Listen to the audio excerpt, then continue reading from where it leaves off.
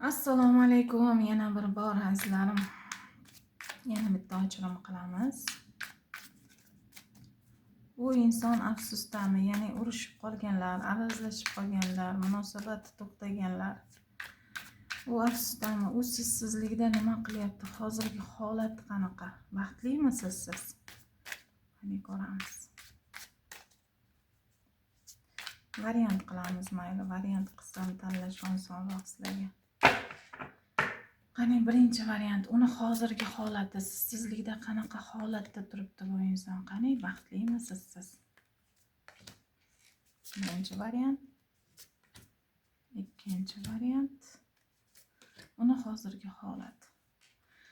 Afsusdami? Sizdan ketganiga bu inson afsusdami deb ko'ramiz. Sizdan ayrilganiga afsusdami bu inson? Sizdan ayrilganiga afsusdami?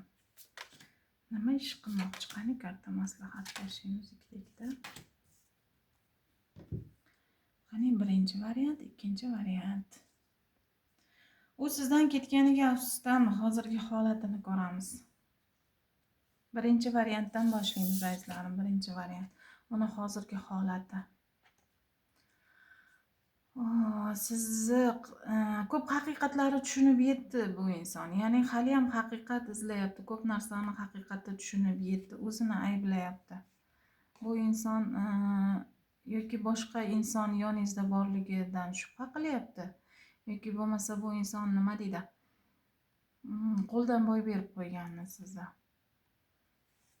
Endi tushunib yetayotganligi, o'zini ayblayotganligi, o'zini kechira olmayotganligi. Sizni har taraflama bu insonga teng bo'lgansizda, lekin qadringizga yetmaganligini aytyapti. Hozirgi holati o'zini ayblab turibdi. Ya'ni ko'p haqiqatlarni tushunib yetyapti. Birinchi variant. Baxtlimisiz siz? Baxtlimi? Yo'q, qarang. U sizni hayotingiz yaxshiligini, siz baxtliligingizni, siz yutib chiqqaningizni aytyapti. Sizni har taraflama kuchli insonligingizni, siz g'alaba qozonganingiz. U sizligida siz baxtliligingizni ko'ryapsizmi? Oila davrasida, xursandchilikda hech bir siqilayotganingiz yo'q. Kunlaringiz yaxshi, xursandchilikda, o'yin-kulgida, oldingidanda go'zalsiz, chiroylisiz. Hayotingiz davom etyapti. Oldingidanda hayotingiz yaxshi bo'lyapti sizni. Bu insonning holatini qarang.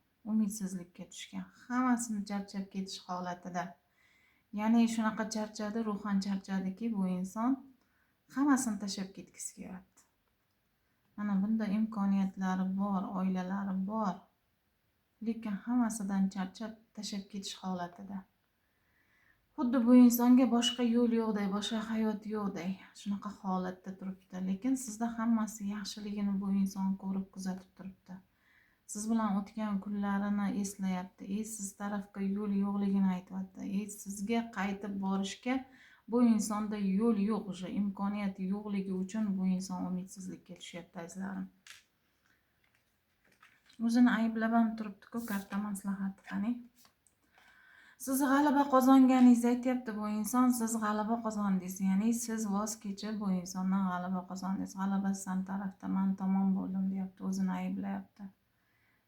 Lekin hali ham sizdan umidini uzmaganini aytyapti. Qani xohlasa-yu hammasini boshidan boshlasa. Ko'p haqiqatlarni tushunib yetdi, o'zini anglab yetdi, lekin siz tarafga yo'l yo'qligi. O'sha g'alaba siz tarafda, yutuq siz tarafda. O'sha bu insondan kechganingizni aytyapti, lekin azizlarim hali ham umidini uzmagan bu inson sizdan, hali ham umid qiladi. Hali ham sizni unutmayapti. O'zini kechira olmasa-da hali ham sizni unutmayapti. Ikkinchi variant, qani ikkinchi variant hozirgi holat qanaqa? Ikkinchi variant ancha xafa holatda-ku. Qarang, ikkilanishda, hali ham ikkilanishda tugadi hammasi sizlarda, hammasi tugadi sizlarda. Siz tarafga oyoq qo'li bog'langan holatda turibdi bu insonni. Bu insonda tanlov bo'lgan, ikki taraflama tanlov bo'lgan bu insonda. Shuning uchun sizdan ketganligi, hammasi tugaganligi. Siz tarafga oyoq qo'li bog'langan holatda turibdi bu inson. Bu inson shunaqa ruhiy charchoqdaki ruhi charchaganda bu inson. Tana kurashyapti, ruhi charchagan. Chunki birovga bildirmayapti, birovga ayta olmayapti, o'zi bilan o'zi olishyapti. Kechalari uyqusi qochyapti. Faqat siz haqingizda o'ylayapti. Umidsizlikka tushib qolgan, hammasi tugadi. Ikkita yo'ldan birini tanlash kerak bo'lgan. Shunaqa holatda, ya'ni holati yaxshi emas ikkinchi variantni tanlaganlar. O'zim ham shuni o'yladim. Negaki oyoq qo'li bog'langan holatda turibdi. Sizdan sehr tufayli ketgan bu inson. Sizga xohlaydi, lekin sizga yo'l yo'q. Ketganligi, yo'lini oxirini ko'ra olmayotganligi, ko'ryapsizmi? Qarang, sizdan ketgan, tugagan, yo'lini oxirini ko'ra olmagan bu inson. Sehr tufayli sizdan ketganligi. Hozir yoki yo'ldaligi, yoki yo'lda ish qiladigan inson bu inson ketgan. Ya'ni bu yerda emas bu inson. Sizdan ancha ketgan. Hozirda keraksiz narsalarga energiya sarflayapti bu inson. Ya'ni o'zini ovutish uchun keraksiz narsalarga energiya sarflayapti. Kerakli joy qolib, keraksiz narsaga energiya sarflayapti, pul sarflayapti, vaqtini sarflayapti, o'zini o'zi aldayapti bu inson. Hayotini oxirini ko'ra olmayapti, nima bo'lishini. Yo'lni oxirini ko'ra olmayapti bu inson. Yo'ldaligi. Yo chet elga bir joyga uzoq safarga chiqib ketgan bu inson. Sizdan sehr tufayli ketganligini aytyapti. Chunki siz tarafga oyoq qo'li bog'langan holatda turibdi-da, sehr tufayli ayrilgansizda shekilli. Katta maslahati, bu inson siz tarafga yo'l yo'q deyapti. Siz tarafga talpinishi bor, lekin yo'l tanlov turibdi bu insonda.